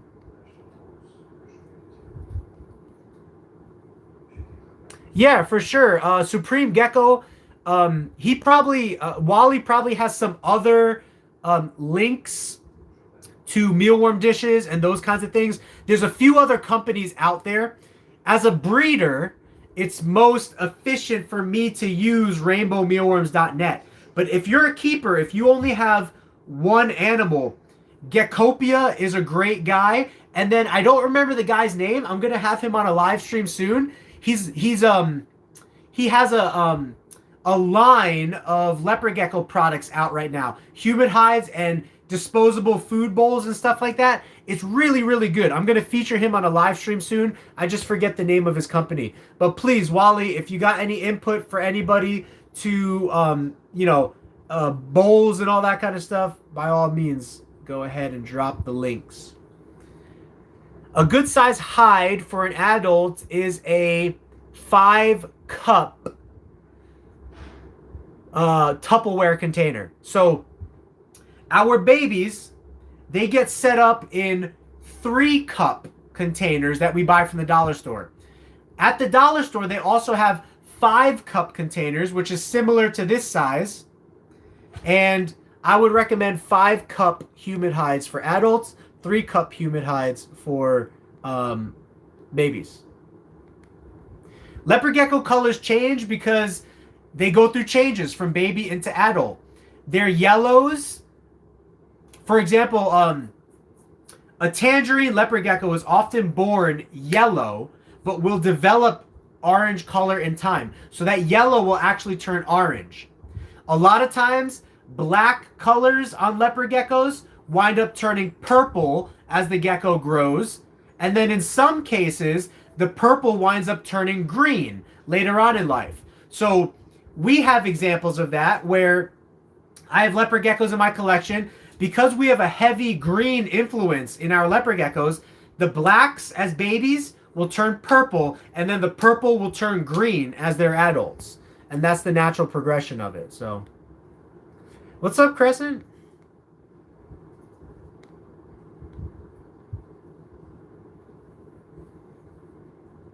Yeah, you could look up rainbow mealworms by looking them up on Google. It's rainbowmealworms.net or rainbowmealworms.com. It's one of those two. I thought it was a .net. That's why I said that. But do I think supergiants can become a super duper giant? I think that's the way that people are trying to push them right now. They're trying to go bigger and bigger and bigger. So yes, I mean, think about it from a human perspective. Can a human be taller than 5 feet? If you're 5'5" and your significant other is 5'7", and you guys have a baby, does that mean that the baby could be 6 foot? Yes, it's completely possible that you could have a 6-foot baby. Is it likely? No, but it's possible. And given time, children will typically become bigger than their parents in the human world. And the same thing can also apply in the leopard gecko world. If you're selectively breeding big geckos with other big geckos, what you're probably going to pop out as time goes on is other big geckos. So, yes, I do. I think I do mean J5 Gecko. J5 Gecko, check him out on Instagram. He's going to be featured next on our channel. So we love Geckopia. Geckopia has great leopard gecko products for the average keeper. But J5 Gecko, I'm really impressed with his stuff. He's got some hot stuff on the market right now too. So J5 Gecko on Instagram, check him out. He's got some really great food bowl and water dishes that takes advantage of these disposables, and boop, you could just toss them as needed. But it's a permanent station, so the gecko can't flip them over, you know what I mean? Leopard gecko with dark, from dark to yellow, does the yellow, what does that mean? Sorry, Jay, you'll have to rephrase the question. Geckos get darker when they go into shed, and honestly, I've even witnessed with my very eyes, I've witnessed a leopard gecko be darker when I pull it out of its tub. And then within 60 seconds, the color lightened up as it was out in the day room. This doesn't normally happen noticeably with leopard geckos, but it can happen because I bore witness to it with my very eyes with one of our dark tangerines. I pulled it out of the tub. I showed it on TikTok. It was on a live stream TikTok. I showed it on TikTok that it was a dark gecko. A minute later, I looked down to where I had the gecko, and it was out in the light, and it was brighter now than when I first pulled it out of the tub. So whatever hormonally went on inside of that gecko, whether it's fear or stress or relaxation or whatever the case is, right before all of our very eyes on a live stream, it changed color. So yeah, Arizona feeders is good if you are in Arizona. Of course, I always love to give pointers. Yeah, on Rainbow Mealworm's website, it's called Escape Free Feeder Dishes, and they're found in the accessories section of Rainbow Mealworms. So you go to Rainbow Mealworm's website, you go to accessories, and then it's called Escape Free Feeder Dishes. And it's the smaller size, it's not the larger size for leopard geckos.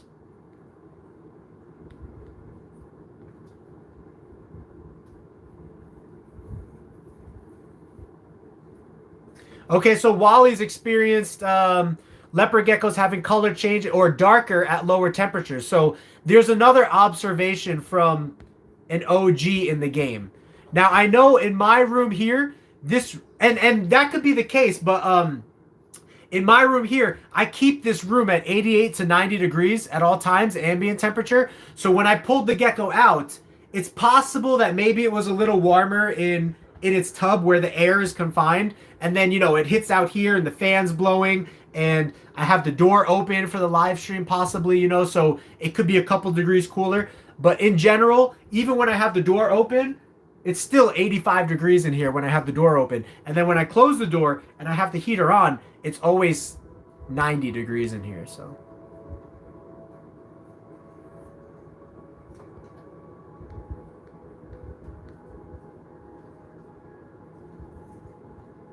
So, Brenda, if you don't care too much about so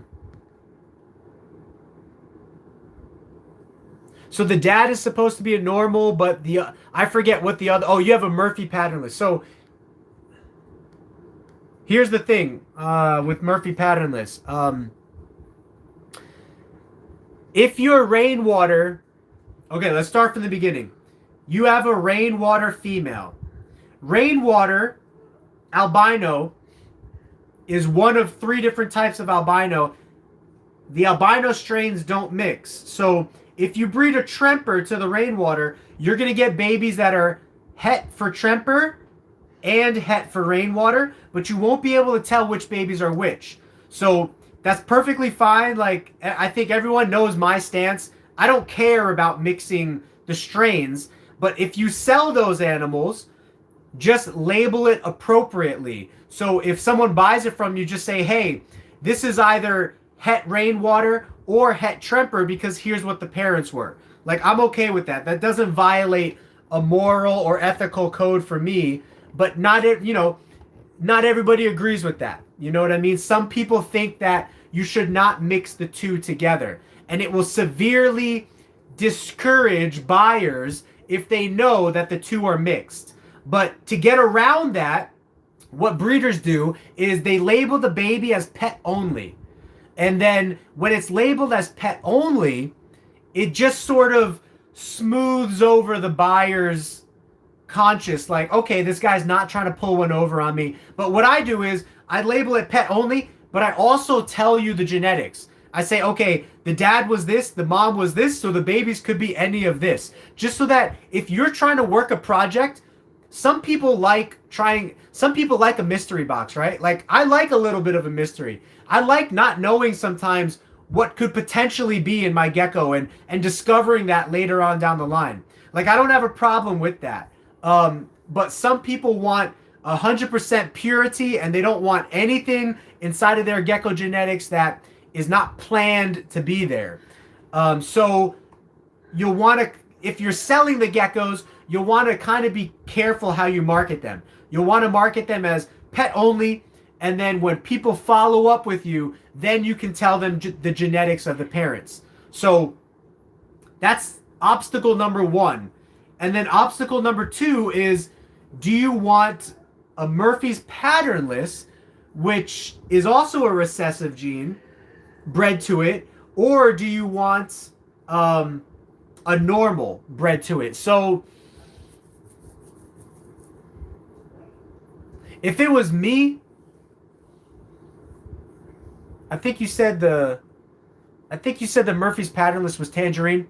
Because you don't know if the dad is het Tremper anyway, or the Murphy's 9 out of 10 geckos, I shouldn't say 9 out of 10. I would say 7 out of 10 geckos are het for something, right?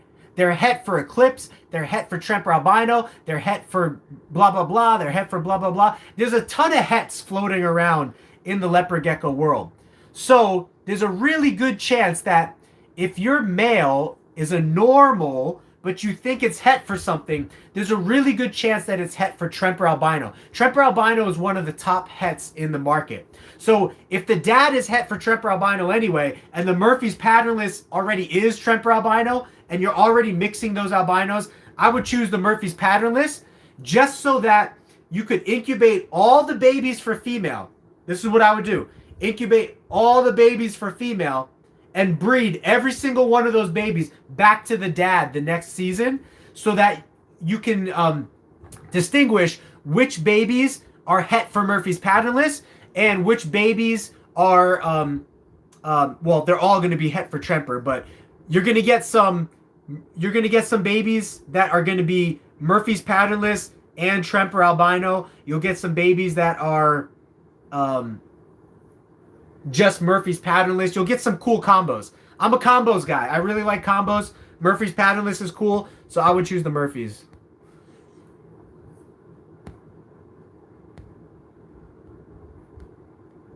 Yeah, at AZ_feeders.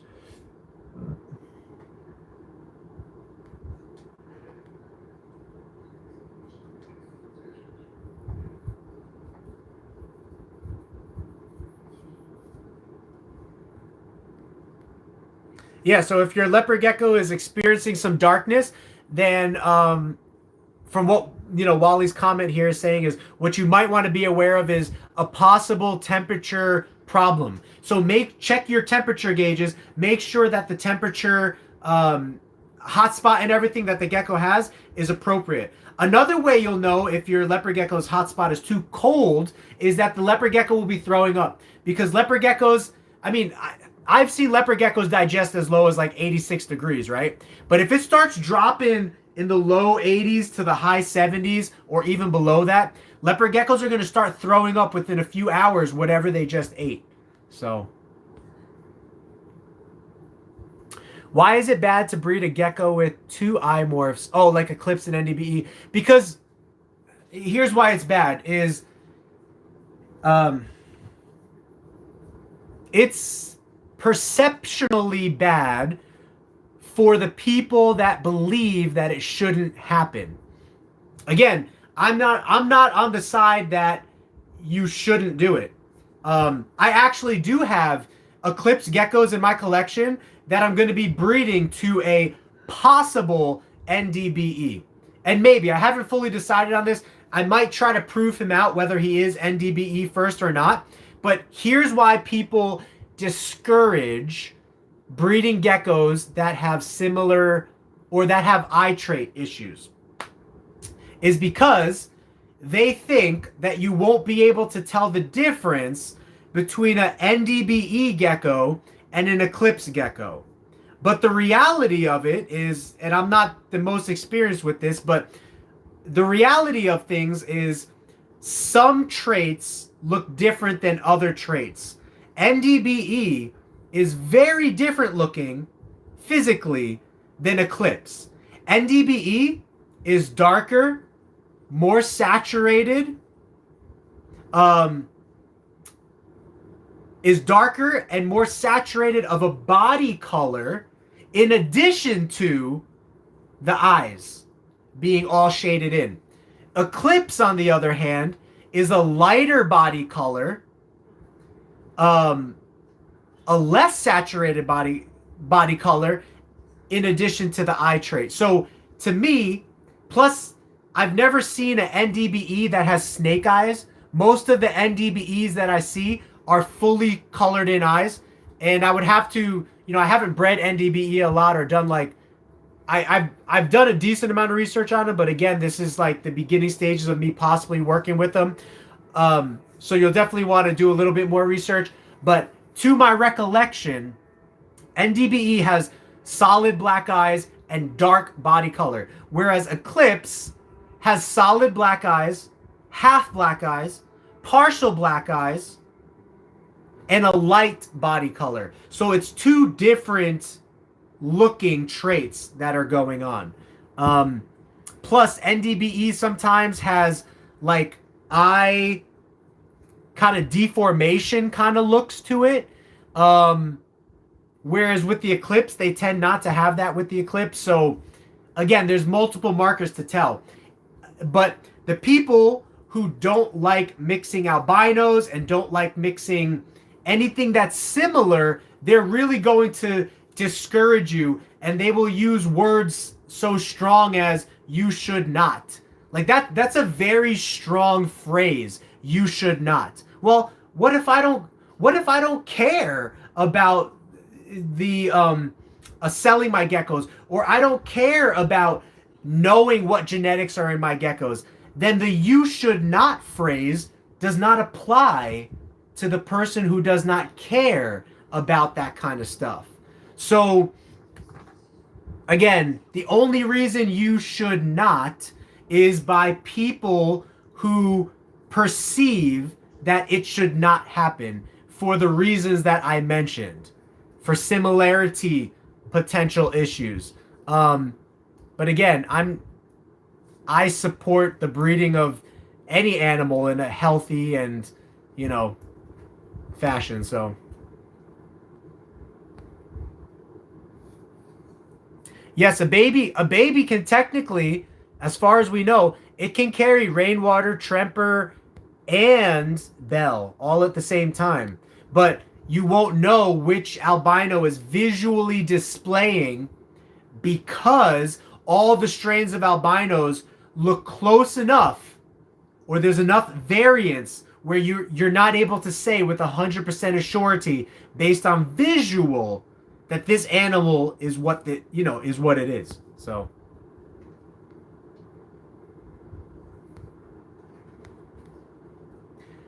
want to try and get something different other than normal. Would it be better to breed the Murphy? Yeah, I would breed the Murphy.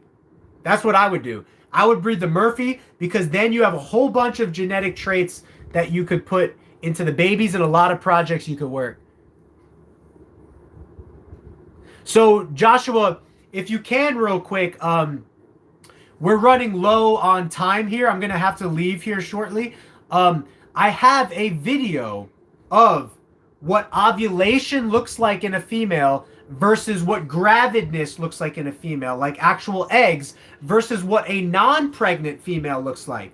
So if you really need, if you can't find it in my video history on YouTube, send me a message on Instagram or Facebook. I'll send you a link to it. But right now, go into my video history and look for the ovulations leopard gecko video. And I will show you how to tell if your female is ovulating, how to tell if she's gravid, how to tell if she's not pregnant. And I show you pictures and video and all of that. So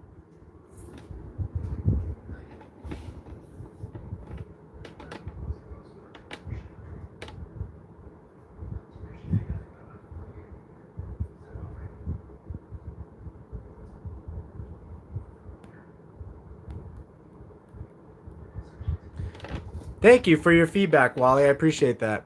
I didn't know if, Wally, everyone, I respect Wally, and we're both, breeders in the game, and hats off to him. He's been in it for so much longer than me, but everyone has different opinions, so I didn't know if he would view it the same as me, and there's a chance that maybe he didn't view it the same as me. So thanks for commenting one way or another, but you definitely have people in the hobby that are very, very strong opinion about what you should and shouldn't do in the hobby based off of their own reasonings and perceptions, which is okay. They have the right to make their statement. But anyone who disagrees with them also has the right to make their statement as well. So Esteban, what's going on? Someone just donated $4.57, and I appreciate that. So I'm getting to your messages now. Just had some Bell Bolds lay. Can't wait for them to hatch. Yeah, that's really cool. Bell and Bold is a great combination. Bell is becoming more popular, and I think more people are definitely beginning to work with it, so really cool. The Butcher gave us $5. Thank you so much. Thank you. I really appreciate the explanation. Anytime, Butcher. That's what we're here for.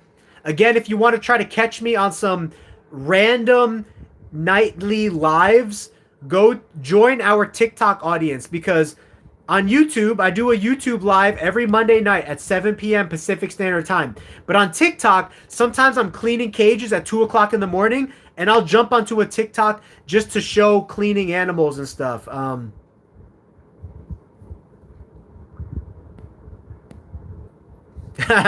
Thank you, Wally. I love Wally. He's great. We're gonna have to get back on his channel for some stuff. So, all right, guys. Well, it's been 2 hours and 5 minutes. I thank all you guys for being here. My voice is running a little low. I got more cleaning to get to that I really want to force myself to focus on. You saw how many hours of cleaning I have on my chart. I'm gonna grab something to eat. Check on the wife. She wasn't feeling so good. So, but I love you guys. Thank you everybody for stopping by. Thank you for the donation, Butcher. Really appreciate that. Great chat, Wally. Thank you for gracing us with your presence.